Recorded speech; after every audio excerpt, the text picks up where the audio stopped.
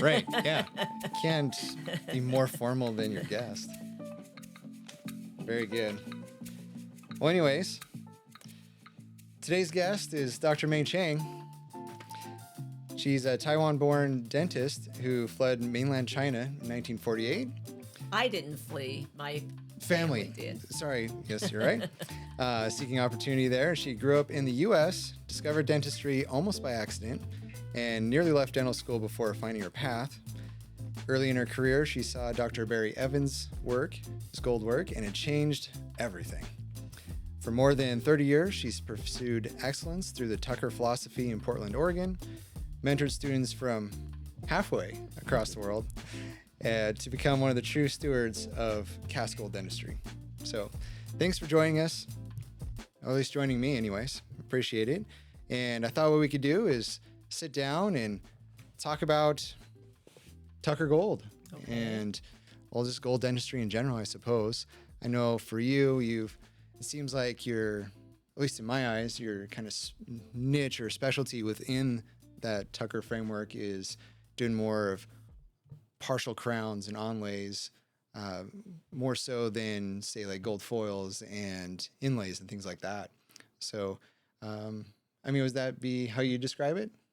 I just really felt that doing the partial gold, the onlays, where it's one cusp, two cusp, or three or four cusp overlays, was the bread and butter of my practice. It was the niche where the gold could be very one of the best materials for restorations where you don't have to cut a lot. So I felt that was the niche for the gold for me. Where I would love to be able to do more gold inlays on people, but I felt that my amalgams and composites were doing well, and the ones that I felt that those restorations wouldn't work well, I would definitely offer gold in it, because if they were really, really deep gingival margins on the composites, you don't want to do those, or you know that you can't reach a contact and you can't do a good restoration, it's going to last, then I would definitely offer gold inlays. But I didn't have a practice, or maybe I felt I didn't have a practice where there was a lot of people that would want to spend that much money on gold inlays, but that could be my own sort of weakness. But I just felt gold onlays definitely was something that was really needed in my practice to restore teeth and not have to cut as much tooth off. I mean, certainly in my practice, I know when you describe to a patient, hey, we can do a full crown or we can do a partial crown, and they're both in gold, so they're basically the same price. Most everybody goes, well, yeah, let's do the partial one. Right. People don't want to cut. Right. So, well, anyways, I kind of want to go through the timeline arc of your career, and I think that would be a good trajectory to keep things in order anyways. So maybe what you could start with is tell us what first drew you into dentistry, and when did it start feeling more than just a profession? Well, I'm a Chinese American, and my parents were immigrants, and of course, we were always our parents always wanted us to be, of course, doctors or engineers. That's sort of the stereotype, and it is actually kind of true. So that was how they led us in our, dinner conversations, how you're going to be a doctor, you're going to be an engineer. So, so not like if you might be, it's which one are you going to be? Yeah, exactly. So I have a sister who is a engineer, and I have a sister. One sister is a doctor of pharmacy, and another one's a doctor, and then I became the dentist, and another was an accountant.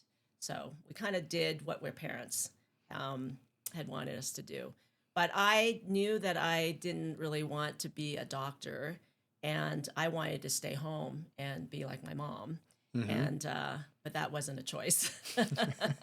And in high school, I went to the library where they had a career sort of index card box where you can look up different careers. And I always loved plants, so I looked up horticulture, and I had met a woman at my church who was a Chinese woman who was an orthodontist, She had 2 children and a nice looking husband. And I go, and so I go, well, I should look into ortho. So I looked up ortho, I looked up dentistry, and definitely dentistry on the index card made like 3 or 4 times more than horticulture did. Yeah, I can imagine. So I go, well, and I didn't want to work really that much. I go, well, I can work a couple days and as a dentist and make pretty good money. And so I thought I could still stay home and be a dentist. So I never really reached to 3 days a week until much later in my career. But I did reach working 3 days a week. So I did work pretty When you say part-time. reached, do you mean that you started with fewer days and worked up to, or was working more days and worked down to? Well, I started my own practice, so we were working there 4 days, but we were not really seeing anybody, and we would go off shopping and Yeah, I've been there. do our own thing. Definitely been there. But pretty much I try to do 4, and then when the kids were young, I tried to cut back to 3, and I was surprised how we were able to actually cut back to 3 and still be pretty profitable. I think it's what your goals are and how you run your practice. And I did have a practice where I was able to keep my overhead low, so that worked out pretty well. So did you ever think about being an orthodontist later on? Well, in dental school, I bending wires, I couldn't get into that. Bending wires is Yeah. surprisingly tricky. Yeah. So speaking of dental school, the one thing I heard from Dr. Wrench was that you almost left dental school in your first year. Tell me more about that. I mean, we can all, This has nothing to do with gold. I know, but we got to talk about the arch of your storyline here. And Well- I think we can all commiserate with going to dental school and be like, Yeah. wow. Well, I really didn't know much about dentistry at all. I mean, these days kids have to go shadow or spend hours in the dental office and they know what it's all about before they even go to dental school. But when I went to dental school, you didn't have to do any of that. So the only thing I knew was about this orthodontist who had a nice family and worked, 3 days a week or 2 days a week. I can't remember now. But and so that was my only reason for going into dentistry. And I ended up getting into dental school after 3 years of college. So I kind of got in, and I actually got in last minute because I was starting my senior year at Berkeley, and I was looking forward to my senior year. And I got, within the first week, I think I got a letter saying that I got accepted at UCSF. And so I left. So I really wasn't prepared. Wait, so you skipped your senior year of college? Yeah, I skipped it. Wow. I applied. Yeah, I had a roommate who grew up in San Francisco who went to a college prep school, and she was just on top of things. She knew you could apply to dental school. You can have all your requirements done and apply and take your DATs and apply in your junior year. And so I just kind of followed her footsteps. And she applied to dental school. She got into 3 or 4 dental schools. I got into one, or I didn't apply to that many, but I got into UCSF, which is in San Francisco, and I was at Berkeley, so it was an easy transition. Anyway, so I got in, and I just was not really prepared. And I really was only, I don't think I was even 20 yet. Yeah, my birthday's end of September, so I was probably 19 when I got in. So everybody, I go there, and everyone already knew about teeth. They knew teeth numbers. They knew about everything, and I just was like, You felt left in the dust. Yeah. totally, because So anyway, they had a preparation kind of, I think, a month before where people did some things before school started, and I, wasn't there either. So anyway, and it was just a hard year for me, and I remember I was just, I think, not happy, and my mom cut my hair, and she cut it. I had long hair, and she cut it short, and it just kept on getting shorter and shorter, and it was the most ugly haircut, and I was so upset. And I think that's when I realized something's not right. Yeah. I'm not happy or something. Anyway, I go back, and my lab partners in my room, they go, "Don't ever let your mother cut your hair again." That's what they told me. Anyway, but spring, had a conversation with another student who was much older than me. He was probably 10, 15 years older.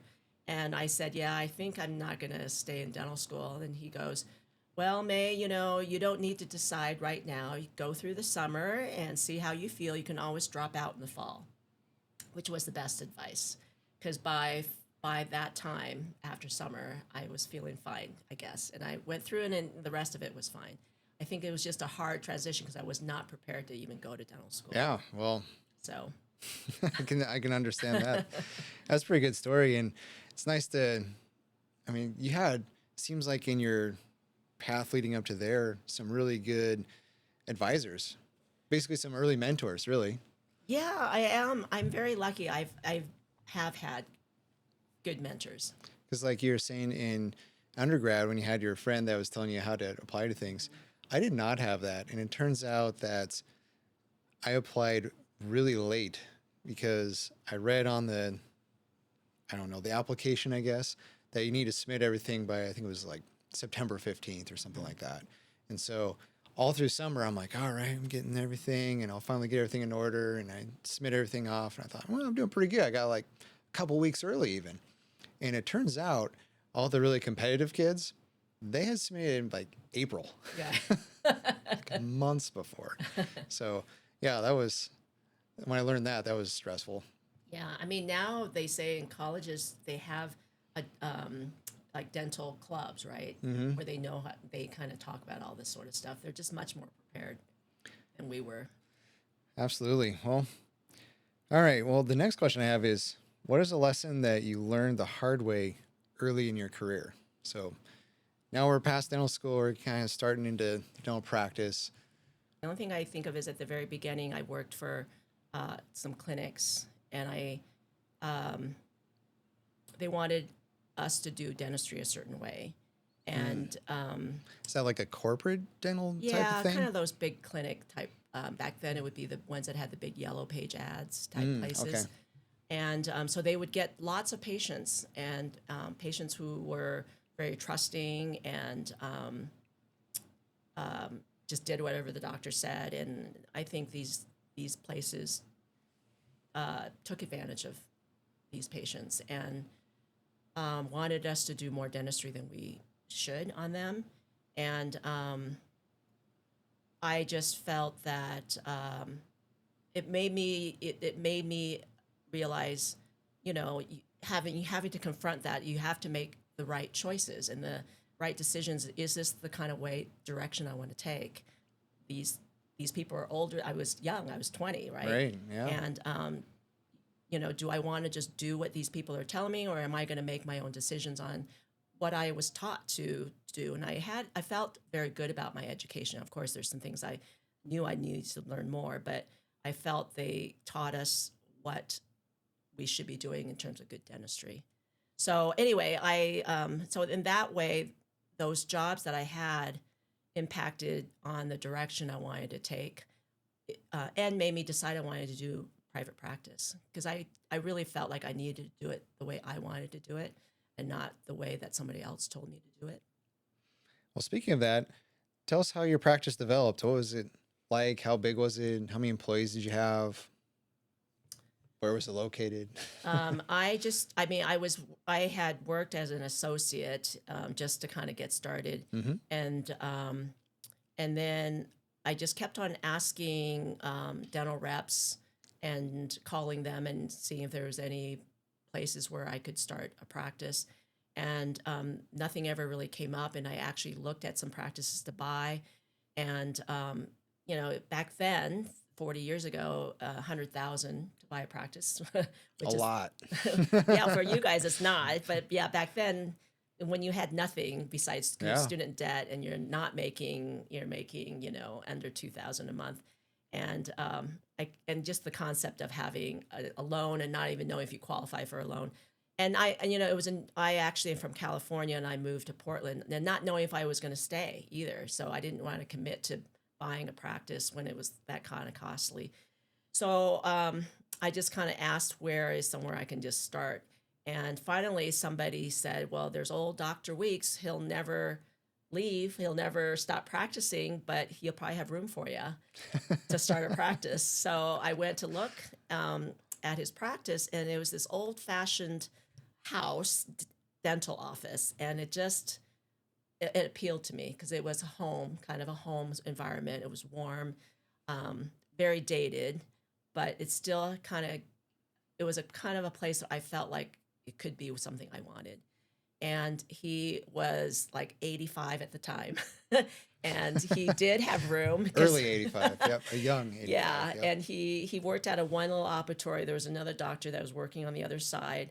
And he was there on Wednesday mornings and Saturday mornings. That's all he did. And he really just had this social session where he repaired some teeth and did a little cleaning and just talked with his patients. He would see 1 or 2 or 3 patients. And he would say, yeah, when we get together, he would smoke and and he would drink, and he would just say, yeah, I don't know what happened to my practice. It just slowly kind of went away. And but he also, from like 60 to 85, he was still doing it. He was going to Honolulu for like from January through, I can't remember, it was 2 months or 3 months. He would actually just leave because this is Portland, it's cold, right? And he would, he's 60, he was like ready to retire, so he would just take 2-3 months off every year and go to Hawaii. And so that's why he's going, yeah, I'm not sure what happened to my practice. Anyway, so he's had a great practice. And anyway, so I liked it, and he let me start that practice. He rented me space, basically, the use of the reception room, the x-ray room, and an operatory for I think it was going to be $250, but he gave it to me for $200 a month. And he loaned me the money to buy used equipment for this one operatory. So we went back. Oh, wow. Then you could go to a big giant warehouse where there was all this used dental equipment. And we were able to buy one operatory, x-rays and chair and everything for like under $10,000. So he loaned it to me, and I paid him back for that. So that's how I got started. You worked the months from January to February. Yeah. He worked in the one operatory, and I worked in the other one. And then afterwards, when I wanted to get some new chairs, I actually bought 2 chairs, and he would just use my new chair when he was practicing in the other operatory. So I had 2 operatories. But so good old Dr. Weeks, he really helped me. And he besides, renting it to me for $200 a month and then raising it to $250 when I actually got going, he, like I said, loaned me the money for the operatory. And then he sold me the building. And at that time it was $80,000. And I didn't have a down payment. I had to get my godfather to co-sign the loan, and he loaned me the money for the down payment. Dr. Weeks did. So that's how I got started. So again, I had some good people around me that helped me out. Yeah, definitely. I really have been very lucky. And then I knew that I didn't have a good background in perio. I knew that was something that I was lacking. So I called up the dental school, and my choices of cities, I knew that I wanted to be in a city that had a dental school. I knew I needed to learn more, and I wanted to have an airport. Those are the 2 requirements I wanted in a city. So anyway, I called up the dental school right pretty much at the beginning. The dental school being OHSU, I assume. Correct. In Portland, yep. Yeah. And they had a fabulous CE department. They had full-time, he wasn't a dentist, he was a pharmacist, I think, but he was full-time. And then he had an assistant who worked full-time too. So it was a very strong study club-based CE department. We had 12 chairs, a lecture room, and tons of CE and tons of study clubs. There were perio study clubs, endodontic study clubs, gold study club, ortho study clubs. They had occlusion study clubs. They even had an implant study club way back in the 80s. Oh, that's wild. It was. The study clubs, I mean, we'll talk about this a little bit more later, but There's not very many study clubs no, anymore. no, where it's active study clubs, you're working on patients. Yeah. So I was just a fortunate event that I was, at OHSU, I mean, in Portland, and there was a school that always had a good reputation of study clubs. I think it's Oregon and Washington were known to have a lot of study clubs. And anyway, so of course they had a perio study club. So I got involved with the perio study club. It was Dr. Fred Bremner, who was my first mentor. So my practice was very perio based, strong preventative, strong. In fact, one of the associates I had later, I had asked him, what was it about my practice? What is about my practice that you liked before he left? And he said he felt that my patients were well educated and their mouths were very healthy. So not just restoratively, but periodontally healthy. So, and I was glad he felt that way because it was one of my goals, and that was one of my things I wanted to make sure that I understood. So perio was my first study club. Is it safe to assume that you had hygienists working for you? I didn't at the beginning. It only was after I had my first child that I started having a lot of carpal tunnel issues. I think having a baby, it softens all your joints and ligaments. So that's when I started having a hygienist. So I started my own practice in 86, and my child was born in 91. So I think I didn't have a hygienist until then. So which I thought was actually very beneficial to me as a dentist because I did all the cleanings and I understood about scaling. I understood about how the tissues healed and how long it healed and what doesn't heal. And so, whenever we had cases that were very complicated, because we hardly refer them out to periodontists. We felt very strong about our perio department, and I would take those cases on because some of the hygienists would not feel comfortable doing it. And I would be able to see and recall them, because I would have them back and see the success we would get without perio surgery. So we hardly did any where we did, we'd open people up for pocket reduction. We never had to do it because I felt like we were able to get good healing by good home care, good education, good scaling and replaning, good follow-up. Anyway, so that's where I met Barry Evans. So Barry Evans had been in the perio study club? Perio study, much like 10 years before I was even there. Wait. Hold on a second. So what first, how did you first encounter gold dentistry? Well, because this is our segue, right? Yeah, we haven't talked about that. UCSF is where I went to school. It was very strong in gold. And we did gold onlays, gold inlays. We did gold foil. We did a lot of gold foil. So I actually had a really good, strong background in gold. And we actually had to do we were trained to do it for our exams for our board, that we were supposed to do a gold foil. But the year that I was supposed to, that senior year, they actually cut it out. Oh. So we didn't. But all the way up to it, we did mock exams, mock gold foil a lot. We did tons of it.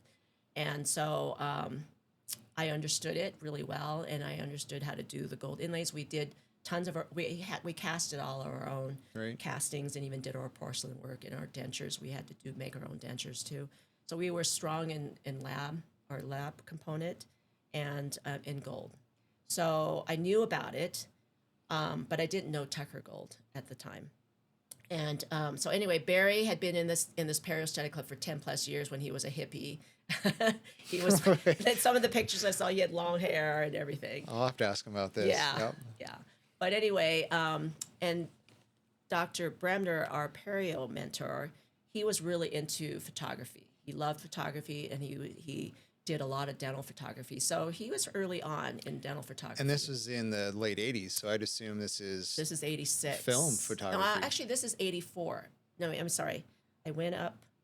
Yeah, I graduated in 84. So it was in 84 when I joined the mentor, when I joined the perio study club, and it was 86 when I joined the Tucker group.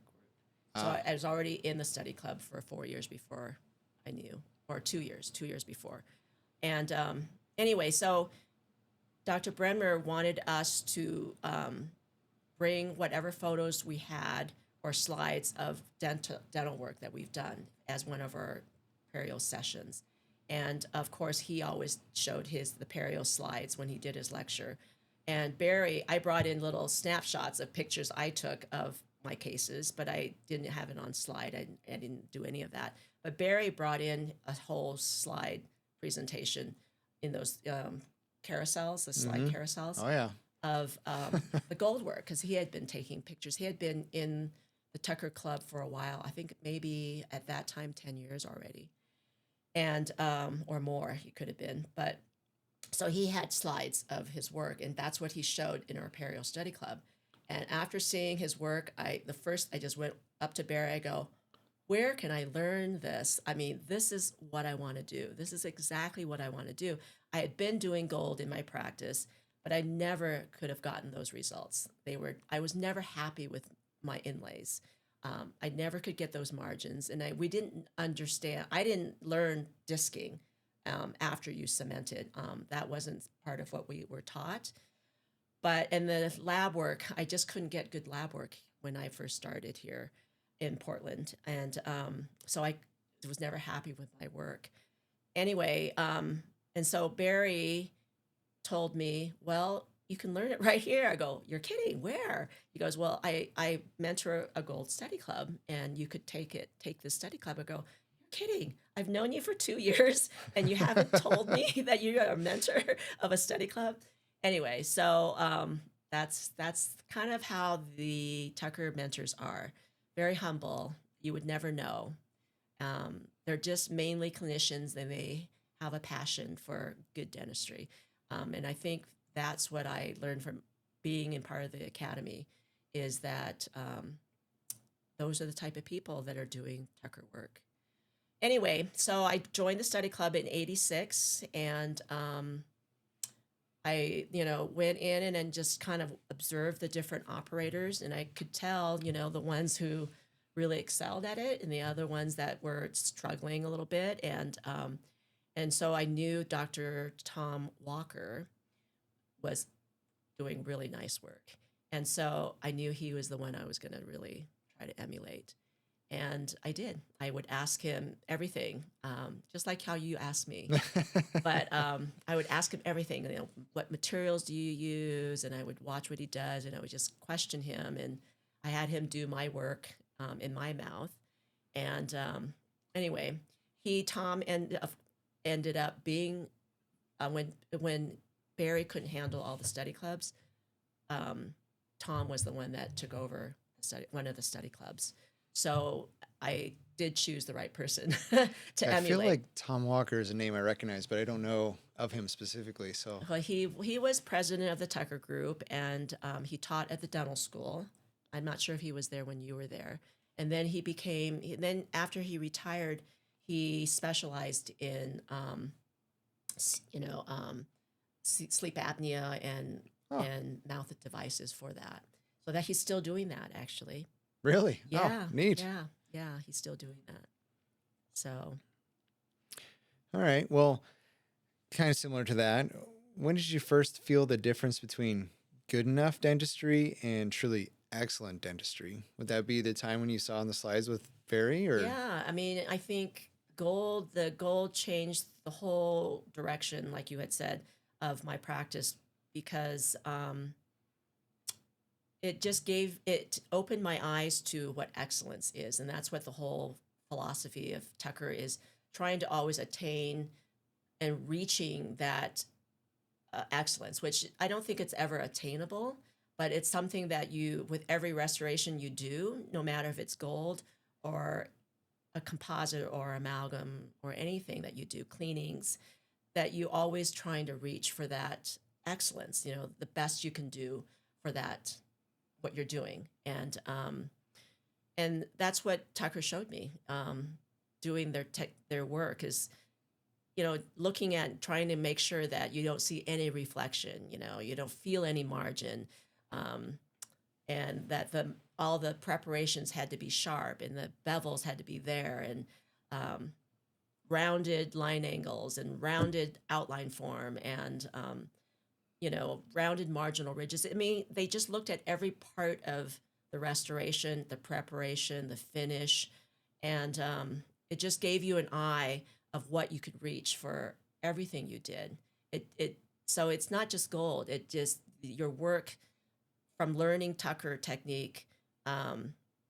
It reflected on all of your dentistry because your outlook is about reaching for the best you can do, and you're never going to get there, but you're always trying to reach it for every single restoration you do, I think that's been pretty consistent with what I've heard from any Tucker mentor. Really? Is basically we're striving for perfection and settling for excellence. I think that's what Dr. Steve Smith said. Is that what he said? That's a good way of putting it. And it's self-taught. After you Yeah. start doing it, it's like you're just, it's their philosophy, but you have to own that, and you have to learn that. And so I think everybody's getting that from doing the gold, and they understand it, and that's what they're able to do it. I don't think so. The people who don't maybe continue I don't think ever understand that. You know what I mean? Or they don't want to reach for that. well, the one thing I've noticed in my journey is that you can look at something and you can also look at something and look deeper at something. And until you've strove to do that, then you will never know that, like you're talking about the reflections of a margin, which is something pretty subtle. It is. And frankly, something that's nearly impossible to see even through your loops. But when you take your photograph with a flash that bounces off of it and then you blow it up big, it's like, ta-da, here it is, the margin reflection that you missed. You're like, oh, wow, all right. And then you have that in your image. So then when you see the next casting through your loops, then you can see it then where you couldn't see it before. So that's something I've noticed, that you can look at it or you can look at it. And the more you focus on it. Yeah, and that's where like the study club session where they have us look at everyone else's work too. So you can, you're not just looking just to look, but you're looking to see what it is about the preparation that is really good or is missing or could be improved. And so you get to see like, wow, that is amazing. That's what you're striving for. And then if you never see it, you never know, right? So you always think whatever you're doing is better, but until you see someone else's work that is even better, that's what's so cool. Oh yeah. Yeah. It's surprisingly easy to think about how great your work is when you're operating in a vacuum. It is. So, and not to say that, I mean, I don't think I've ever been involved in any sort of a critique session where anyone was like humbled in a bad way of like just speaking disparaging about their work by any means. And I think that part of it is because as you're doing the clinic session, you're getting that guidance too. So you're being able to have somebody to kind of point out as you're straying off from the path, so to speak, like you're going to make a mistake and then they can guide you back in. And that's been one of the really great things about being a part of the study club and having that help to learn that stuff. Because when you have to learn it on your own, it takes forever and you may never even see it. Yeah. I mean, what I liked about like in Perio too with Dr. Bremner, I really enjoyed, and when I had Dr. Tucker Sr. around, I would just say, "Can you do it for me?" And just to watch them, and Dr. Bremner in Perio, I would assist, and he would do the whole surgery. He was really good about doing it. So for me, I'm a real visual person, and to be able to watch it and see what he's doing is much easier than learning about it by lecture or anything else. So watching the way Dr. Tucker worked and how he manipulated his hand and his wrist and how he had certain strokes with his handpiece. I mean, just those little things that you can learn so much from.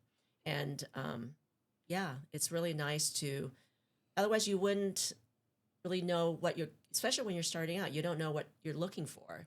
So sometimes I do feel it's good to show people so they know what their goal is. Yeah, 100%. That's one of the reasons I kind of wanted to do all this, is to start to show some of that and then also be able to share it too. So folks that have no idea what Tucker study clubs are even about can kind of have that spark of interest, get involved with that. So, yeah. What is it about gold dentistry that resonates so well with you? I mean, there's so much. It's beautiful. It's not just gold dentistry, but Tucker gold dentistry. Dr. Tucker, just really developed a technique that he considered very aesthetic and beautiful. I mean, as like an artist would or a craftsman would. I mean, he didn't just do something that would be. He didn't just look at longevity or it's a good restoration. He made his technique into having like the rounded outline form, so things flow, and so to the eye, it's appealing.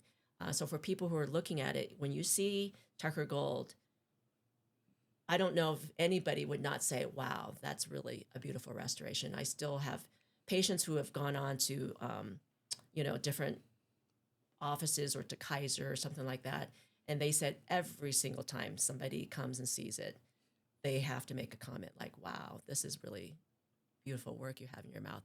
And so I think that's the difference between Tucker Gold and just gold. There's just this beauty. I mean, most gold people would say, wow, this is great. This is lasting for 60 years or something. But they're not going to say that it's a really beautiful restoration. Where with Tucker Gold, you will have people say, this is really beautiful. So I think that's what stands out with the gold. But in terms of patients, it's longevity, it's kind, a kind material in terms of the wearability. It wears just like enamel, unlike the porcelain that is much more abrasive. It doesn't break like porcelain. It doesn't chip. It's very conservative. You can cut less than half the amount of tooth off than you can with any porcelain type work. And you can actually make it aesthetic in terms of you can preserve the buccal cusp but still protect it. And so you still have the enamel aesthetics of your own natural tooth, where if you have to use porcelain, you're having to cut it down as an onlay, you'd have to have half of it as porcelain, and you can't always match the enamel, or you have to do a full crown. And there is some really nice looking porcelain crowns, but it's never going to match enamel. And so if you don't have to cut the enamel at all, but still protect that buccal cusp, I think that is a huge advantage. Don't you? 100%, yeah. Yeah. So I think for all those reasons. It's always interesting for patients to see and learn about how it can be aesthetic in their eyes. One of the things that, more and more, I get more and more confident to say it, like you were talking about, where it's a beautiful restoration. Traditionally, or at least widespread, patients think that a beautiful restoration is one you can't see, being tooth colored.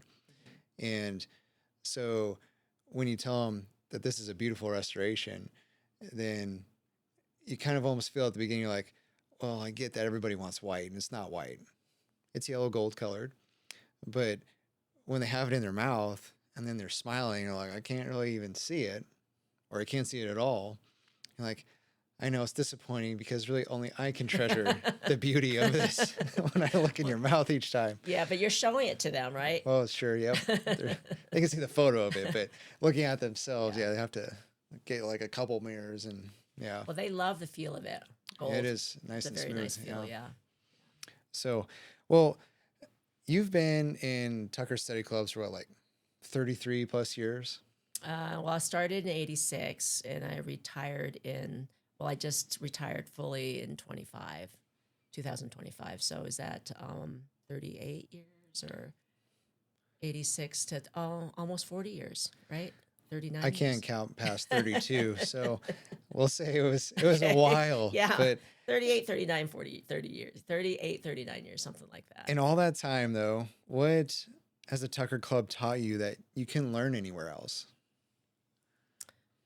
Well, it taught me, like I said, to do refined dentistry to not be afraid of things that are hard, and to do, um, yeah, to challenge yourself, to do, I don't know, just, I mean, that's the thing about the gold work for me is every single tooth that I do is different depending on who the patient was, what the patient was like, their age, how hard they are on their teeth, um, how anxious they are in the chair, um, and the tooth itself, how broken down it is. So each tooth was each patient was, it made it interesting to me. You're not doing just slapping things in, it's doing everything the same. So I liked that, and I liked the rewards. 2 weeks later when I get the crown in and to put it in, and it's just so beautiful. It's gratifying. And then you see them every 6 months, and you see how well they're holding up, and then you're in practice for 30, 40 years, and you see how well they're holding up, and it's just been very rewarding. I don't know if how I don't know if I would have had this much of a rewarding career if I didn't learn gold when I did. I mean, I learned it just a couple years out of practice. I mean, a couple years out of dental school. So I was very lucky to have had it most of my career, and it directed the direction of my practice. It did. So, and now, I found a woman who bought my practice, Dr. Alex Dom, who is loving it too. And, you know, I think she even thought she was going to do more Emax crowns or, conservative, minimal invasive porcelain work because it's cheaper and because it's white. But the more longer she's been in practice, she's telling me I'm doing mostly gold. I think she's doing probably 80% gold. So she's seen the patients through, she's seen, and she is appreciating. She loved the gold when she bought my practice. I think that was one of the reasons she liked it. And she started the study club right at the beginning when she was associating with me. And she just jumped right in and wasn't afraid to do them. But anyway, so I think, it's like, and seeing her enjoy it and seeing her wanting to do it, even though she's of a whole different generation and really had not much exposure to gold, and knowing the good things about porcelain and knowing how to do minimal invasive porcelain, yet she's still doing the gold, I mean, of course she's doing Emax and she is doing minimal invasive porcelain work, but she knows how to use the gold in a way to maximize what's best for the patient and still make it aesthetic. So, and yeah, so I think that's very rewarding. I would say, to echo that when you're starting out, especially, the gold can be really intimidating because it takes a lot longer. Yeah. It's a lot harder. You have to think about it a lot more. Yeah, and it costs more for your lab work and things like that. Well, and being a newer dentist too, it's always hard to ask that fee from your patients as well. You can feel that, that's a lot of money and I don't deserve it, or that no one would spend that much money for something. And like you're saying, when it lasts for decades, that's a good sales. Yeah. So, I'd agree with that 100%. I do, being in practice and having the experience, I just do really believe, and I do try to tell my patients, the ones that are trying to save money, and it's all very understandable, and wanting to go to a different insurance plan or go to a different office because they can go for lesser costs because they take certain insurances that I don't take, but that cuts the fees and things like that. And I tell them that I think I'm being honest to my patients because I want the best for my patients. And I do tell them, I think that, you may be paying a little bit more with me, with your cleanings and your exams, and maybe the overall sort of fees is a little bit higher.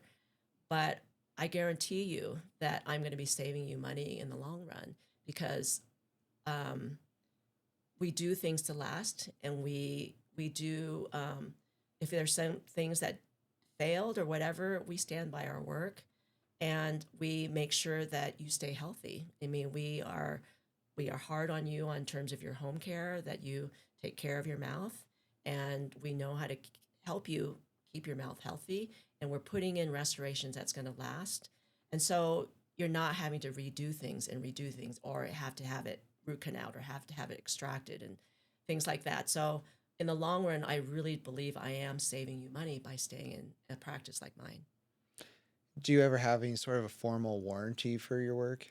No, but I think people, if you have to be true to yourself, Mm-hmm. and when you feel like this is something that should have lasted longer, or that you did something like open contact and they're getting food infection, they get decay, I'm going to do it for them, Mm-hmm.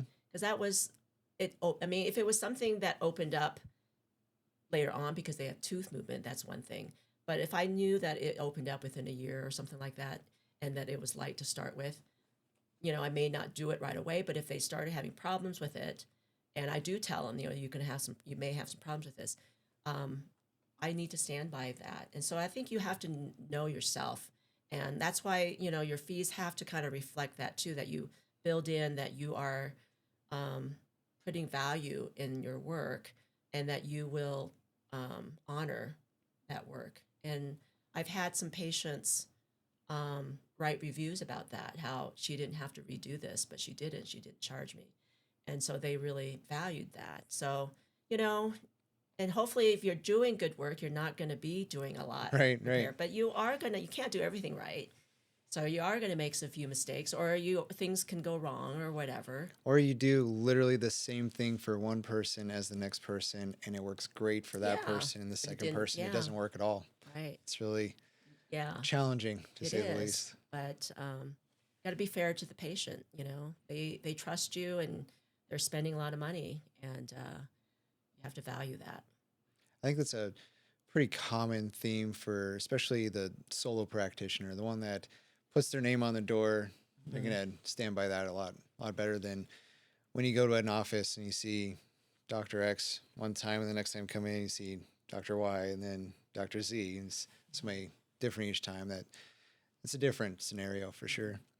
Um, so I imagine probably through the arc of your career that you maybe start off doing not as much gold and then went through doing more gold, just from the volume of patients that you have as you're growing your practice. But can you kind of describe how often you're doing it? Like, was it when you get on the schedule, you see we're doing some sort of gold restoration every single day? Is it a couple times a week, or what would be kind of the average?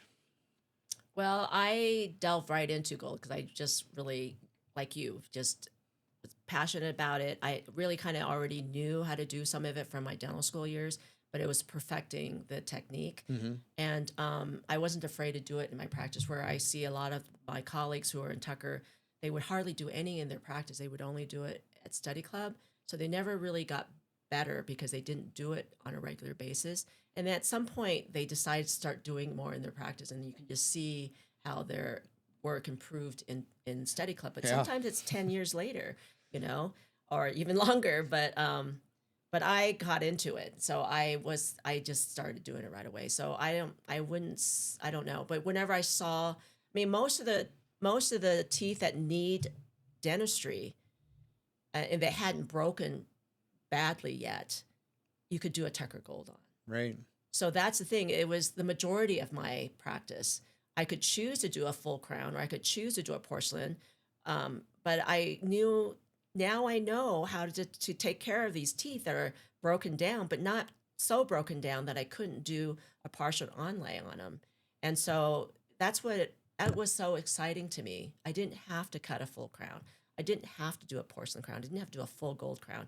I could do these partials, make it aesthetic, make it look good, and save so much tooth. And there was so much of that dentistry in Oregon, particularly because we don't have fluoride. So there was a lot of large, old amalgams that were breaking down, but haven't totally broken or just broke one cusp.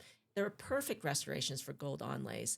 And so it was just all there for me to do. And it was just teaching the patients and getting them to do some every year before they broke.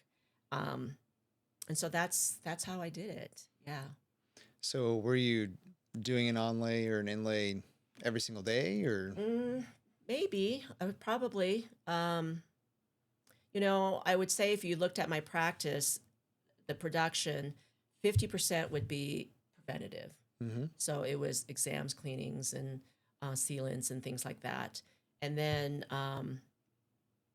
it would be maybe 25, 30% was crown and bridge, and the rest would be amalgam composites, or maybe half, something like that. So of that part of my crown and bridge, I did probably 80% in gold.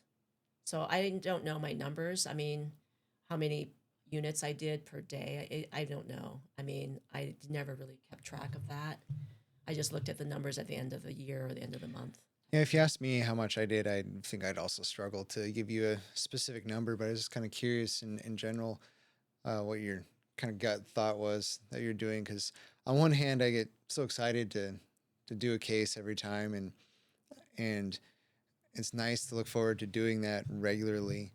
And the one thing I noticed though is that if I do one and then do another one right after that, like it's draining Doing because two at a time. well, like one patient and oh. then another patient right I after see. that. I see. And because when I think of conceptually in the long term, what would I like my practice to be? And if it was like, say, theoretically doing just Tucker Gold restorations and that was it, Yeah. then I But go, that's impractical. well, I also think I don't know if I'd like it anymore because it'd Yeah. be so tedious and draining Well, because you'll you have get to focus so yeah, intently. but you get so much better and becomes just routine, just like doing It's your true. amalgam and Yep. composites. Um, but yeah, I mean, there'll be days where it's just all amalgam composites. Other days I could have all preps. I mean, it just depends. Yeah, it is general dentistry, isn't Yeah, it? Yep. yeah. Okay, so another question about mentorship. And you've kind of spoken a little bit about this already, but who are some of your key mentors in Tucker specifically that shaped the way you think about patient care and excellence? I mean, From Tucker.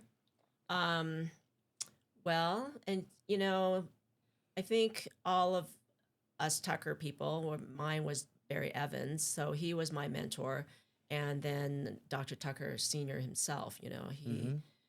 He too, even though he wasn't my mentor, but I had his experience of being around him, and they're just like I said, they're humble. Dr. Tucker Senior would always start his lecture as, I'm just a small town dentist, and he was. And that's why when they did that study of his practice and they recalled, I forget, was it 1,300 patients or something like that? They tried to recall so many patients back in so they could study. I think it was this work. 194 and 192 came back for the study. Was it something? Oh, is that But what it was? the number of restorations they counted Was the okay? Maybe that's several what it was. thousand. Yeah. Anyway, I mean, everybody came back to see him. They basically, except for that if they died or they weren't living around It was there. the Donovan study. Yeah, the Donovan study, and they anyways, and then Barry too. So I would say is that they're humble, and they really did try to do. They always try to do the best for their patient. They they put their patients as a priority, and really was passionate about doing good dentistry.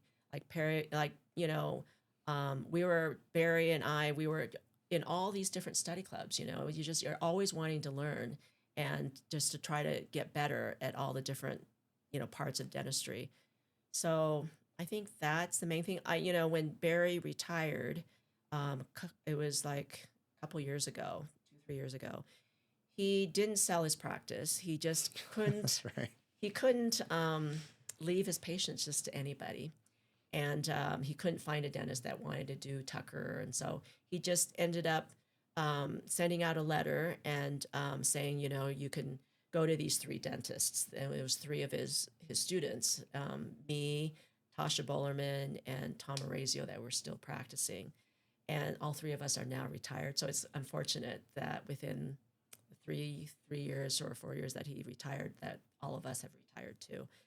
Um, but Those poor patients had to go I get broken up know, with twice. I know.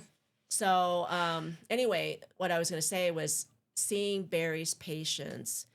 I just always had told him it's such an honor to see a mouth that was treated by Barry Evans, and again, what I would see was a very healthy mouth, periodontally, restoratively, and patients, they knew they were getting good work. They knew how much he cared, and anyway, but yeah, they were just beautifully restored. The mouths were beautifully restored, and they were periodontally very healthy, and they knew how to take care of themselves. So I think that just says what, you know, that kind of dentist is, what Tucker dentists are about. What does mentorship mean to you in either giving it or receiving it? Well, when I was asked to be a mentor, I took it pretty seriously, and I definitely started looking at my own work differently. And you're just harder on yourself again, and you're trying to do as much variety so you know how to do it. And like I said, I rejoined the gold foil study club to try to learn that more. So so what was your question? So in that way, I took the mentorship very seriously. Mm-hmm. And then what else did you ask me? Well, what does mentorship mean to you? It's basically sharing some knowledge and that I feel that people want. I mean, that's why they're asking me to mentor, and sharing experiences that I know and feel confident about doing, and trying to be like the mentors that I had in terms of shaping who I am, I guess. Trying to be a good example. One thing I've noticed in my career too is that when people know how to do something really well, then they want to monetize that. They want to figure out how you can be the consultant or the guru or whoever that people come to pay to learn that technique. One of the things that I've really noticed and really been impressed by, maybe even enamored, is that the Tucker mentors and the Tucker study clubs seem to almost be antithetical to that. It's more of a passing the torch sort of a thing. And have you noticed that too? Well, like I said, at the beginning, most everyone I know in the Tucker Academy are very humble. Mm-hmm. And they see themselves, and we're really just clinicians, and we're just clinicians who love this work, and we feel very fortunate that we've been exposed to Dr. Tucker and his work. And so in a way, we know how it's affected our careers and our practices and what we're able to offer to our patients. And so we want to carry forward what we got to wherever we can offer our knowledge. But it's Dr. Tucker himself. That was it was him. And I think that's how everyone sort of, we are who, what is that saying? We are who, I'm trying to say. I think it's we are who our friends are or something like that. Yeah, I mean, it is true. And I think all of us carry a little bit of what Dr. Tucker was, what he taught us, He never really asked for, I mean, even I think our honorariums are never been raised. And that was never the big deal. He just wanted to share his knowledge, and he just was very passionate that this was a really good thing for patients. And I think that's how he taught it. And so that's how all of us are too.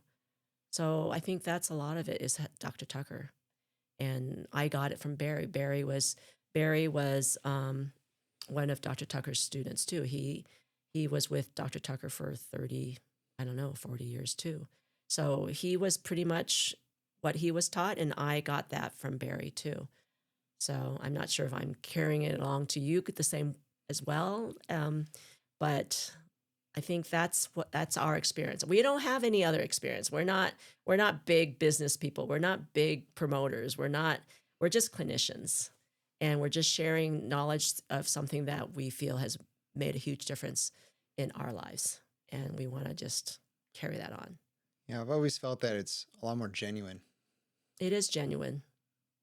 It definitely is genuine. Everything from the study club itself to where everybody comes in and, like we talked about before, is we go through a critique. So it's like, hey, this is your best effort. It's on a big screen for everybody to look at. And then we look at it and go, where did you do well and where did you didn't? And it's humbling, but it's also genuine because that ties you closer to the other participants that are there with you as well. Helps to build a better, closer relationship, I think, too. And that's not something that you're going to get by flying to the big city and going to the big fancy lecture hall and seeing the presenter go through all of his slides. And, they're usually some really nice work. And it seems like there's always a little bit of a caveat that maybe that work was done in a university setting where time and money really don't play into things nearly as much as your private practice does. Mm-hmm. And in a study club, you have the same practitioners that have eked out a living doing exactly just that. So they're the rubber meets the road, so to speak. I think there's, like I said, a lot of genuine quality to that. Yeah. So it's a good way of saying it. So do you think this is like the Tucker technique is an art form that could be lost forever? And what do you think the biggest challenges to it would be? And how might we avoid those? Well, like I said, you kind of follow the gold foil where gold foil is. I mean, it's still around, but it's not too much.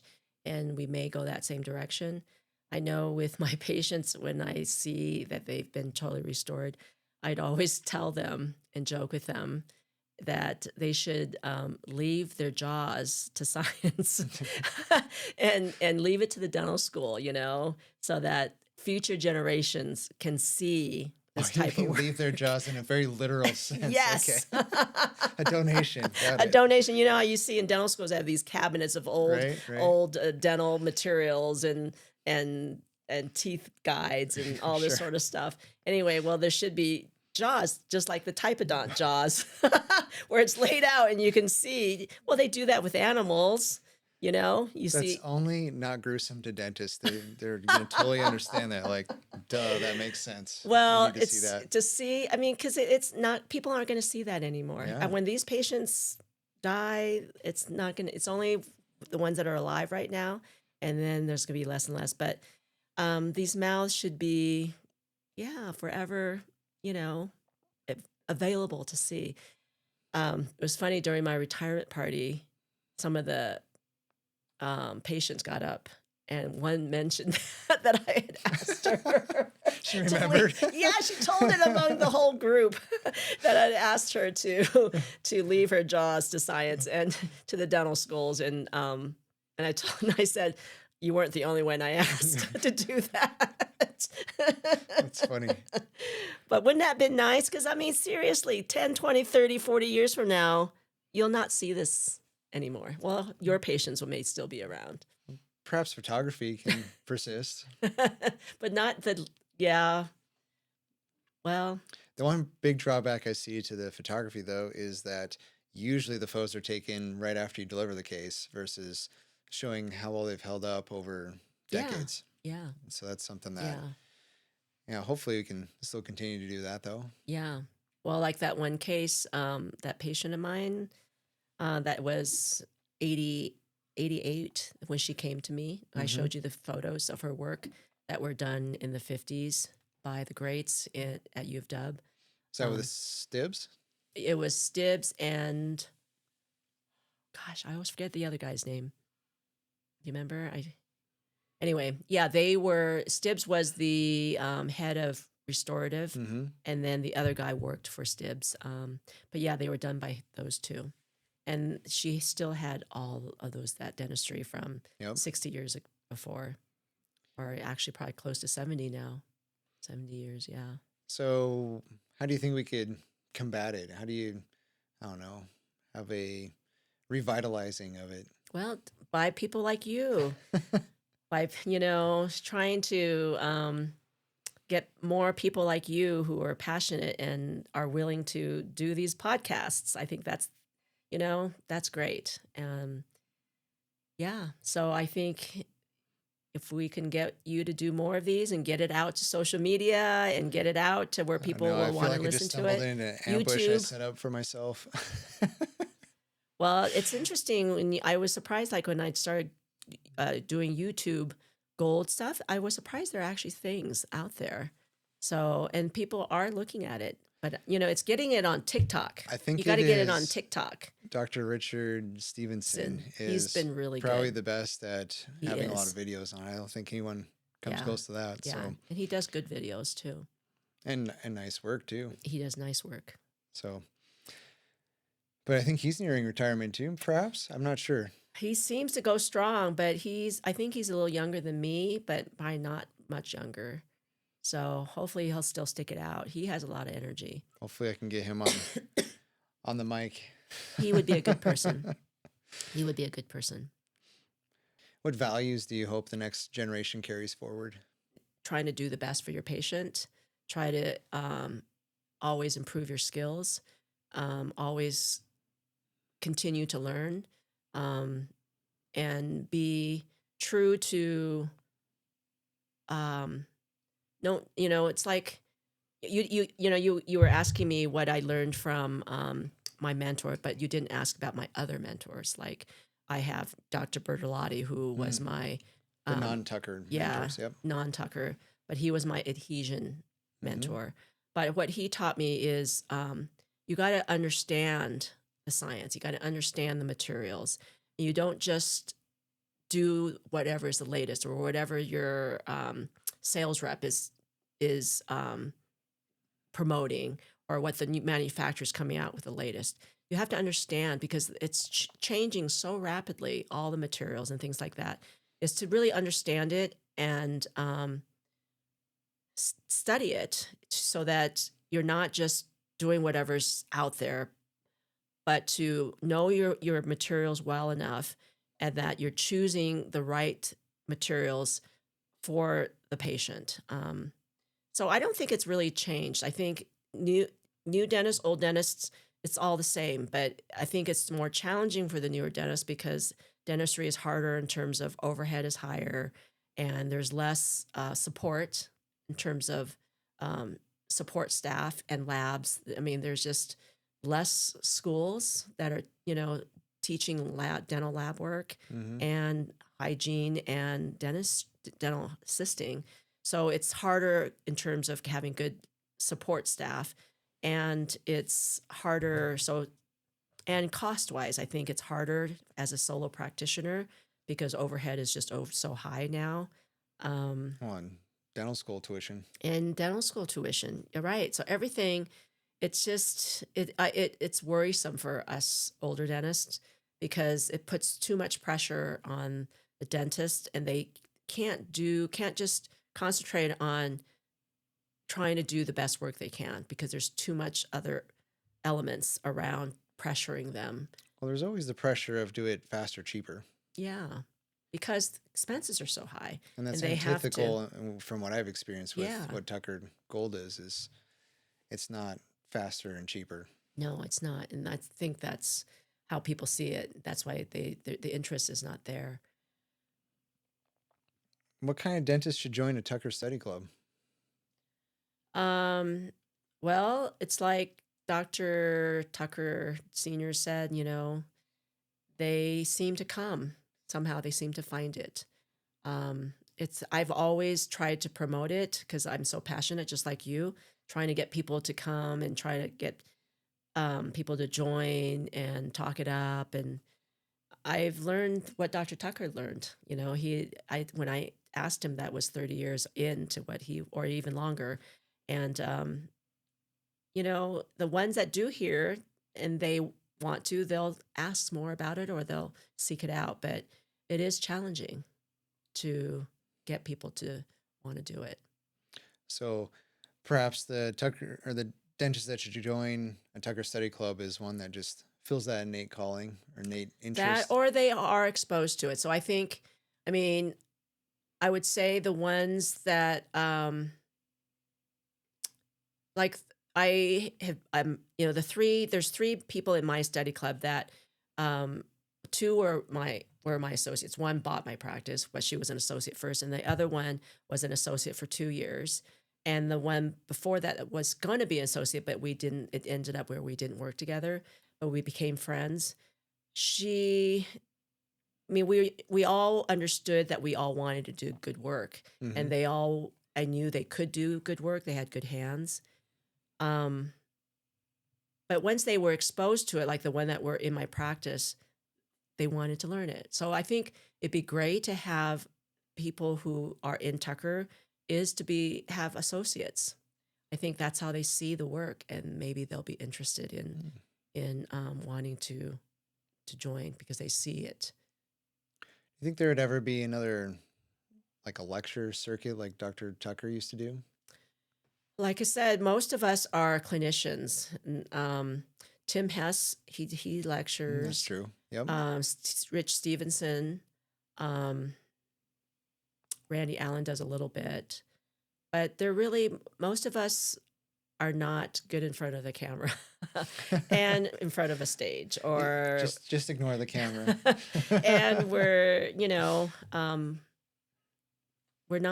clinicians, and so I think that is the problem too.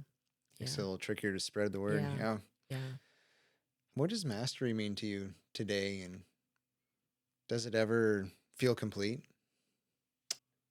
Mastering is always trying to reach. Mm-hmm. It's not like you ever master. At least you yourself may not feel. Maybe when you die or when you've retired or something, maybe some people would think that you are a master. But to yourself, I'm not sure if you ever consider yourself a master. I think mastering something is to continually always working towards that excellence or that perfection. And it's definitely the 10,000 hours thing, is doing things over and over and over and over again. I believe that's mastering. And doing it the same. Do you think that Dr. Tucker would say he mastered it? I don't think so. I don't think he would. I think I remember reading in his obituary that he was quoted as somebody asked him what he wanted to be remembered for. And I think he said, I hope they remember I was a good dentist. Yeah. He was always thinking, what else I could do to change or improve. He was always, that's how he comes up with the football, the Sprassler 7404. Mm-hmm. How can he improve? How can he make it faster and make it easier? Or even towards the end of his career, he was thinking, do we really need line angles? He's still thinking, he's not thinking that this is it. You're always trying to improve. And sometimes it could mean, we don't ever want to change the Tucker technique, because I think there is definitely, the fundamentals. Yeah, the fundamentals. Like I was saying, that is not a typical Tucker restoration, like what you showed me there. Mm-hmm. But, and so we try to stay true to the Tucker technique. And, but I do think, it's going on 50 years, and he's been doing it for 70 years or whatever. Times have changed, and I think we have to change with the times in terms of the materials that we have that they didn't have. It's true, they didn't have it. So I think it's understanding the materials again and how to use it, and how can we still use his technique, but maybe improve on it. So I think in that way, you're, as someone that's been doing it at a different generation, is that we need to kind of continue to evolve, but be true to his technique. Looking back, what are you most proud of your career? I feel good about my career. I feel I did treat my patients well. I mean, um, there's a few that I probably didn't treat very well, but most of them I did. But and I felt that my staff too. I had a core staff that was with me for about 20 years, and that It's a long time. yeah, and we were a great group. We were the Changsters, their Chang gang, and it was we all understood what we were. Everybody wanted to do good for the patient, and we were a great team because that's what our goal was. We all had the same goal. We're aligned. Yeah, we were aligned, and knowing that my patients, you know, really appreciated. They knew I tried to do good, and so that feels good. So, What kept you excited about dentistry after so many years in practice? Although you could say what keeps you still excited because, well, you're here. yeah. Well, I think just well, in practice, it's your long-term relationships. I think dentists of any profession, um, medical profession, we have such great intimate relationships with our patients. We see them the most. We spend the most time with them. They're so vulnerable to us, and they give us so much trust. And so you feel that trust, and you feel you're obligated to make good of that trust. And the work still, like when I just went in and subbed in for Alex, the woman who took over my practice. She went on vacation in June and in August, and I subbed in for a week both months. And I still enjoyed the work, and I still felt, wow, I can still do it. And it's, there's this thing about, there's sort of a zen to doing this type of work, and where you get so focused in and you're in this sort of state. A flow state. Yeah. And you don't even realize time until someone says, get over here or whatever. But my staff doesn't like that part. Yeah. But I think it's like, I mean, I know probably rock climbers and mountain climbers probably don't feel like it's the same thing, but I just remember a friend who climbed like El Capitan, and he said what keeps him doing that is that all you're thinking about is where your next handhold is. And so your mind is totally clear of anything else. Nothing else is important except for that handhold. And in a way, I think when I got into my zone doing this kind of work, that's where I was too. I was just in that zone and not thinking about it, all my other issues or pressures in life and things like that. So, and, even I had a Buddhist priest come in, and he said that he could see, he goes, because I told him I don't meditate. And he goes, but I think you do. I think you do, because he as sitting in the chair, he doesn't use any anesthetic. Uh-huh. And but anyway, he goes, I could tell that you are in this sort of state by just watching you work. But and I said, well, how do you do it without any anesthetic? And he says, I just sort of tell myself what it is I'm feeling. I'm feeling a little cold. I'm feeling a little heat, or but that's how he gets through without using an anesthetic. So it's kind of interesting. All right. No pressure. Last question. Okay. What do you hope your legacy will be within the Tucker community? I don't know. I mean, I don't really think about having a legacy. I'm kind of quiet with the group. I don't feel like I know people in the academy that well. Mm-hmm.